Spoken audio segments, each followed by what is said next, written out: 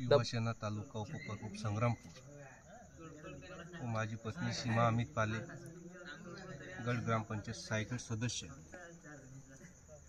आम्ही दोघंजण आमच्या गावातील, आमच्या शिवारातील अवैध धंदे बंद करण्याबाबत आम्ही उपोषणात बसलेलो।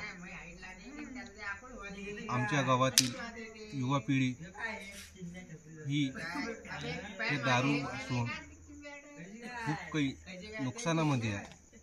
तर आम्ही दोघं मिळून विचार करत आहोत की आमच्या गावातील युवा जे मुलं आहेत हे शिक्षणापासून वंचित राहतात या दारूमुळे, या अवैध धंद्यामुळे।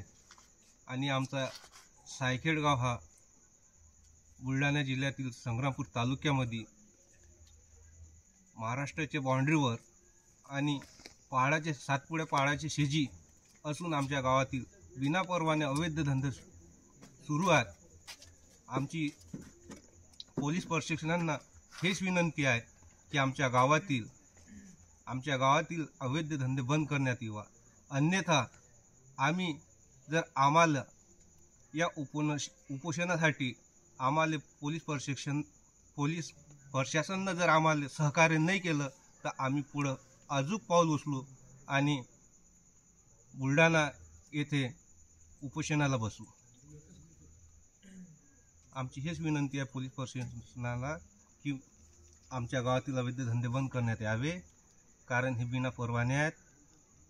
आणि आमचे युवा नेते, युवा मुलं हे दारूपासून खूप काही आजार यात, काही घरच्या लोकांना त्रास देतात। आमच्या गावातील मजूर वर्ग आहेत, आमच्या गावात 200 ते 250 रुपये मजुरी लेडीज करत आहे आणि त्याच लेडीजची मजदुरी घेऊन तिच्या घरचे लोक दारूमध्ये 100-150 रुपये गमवत आहेत।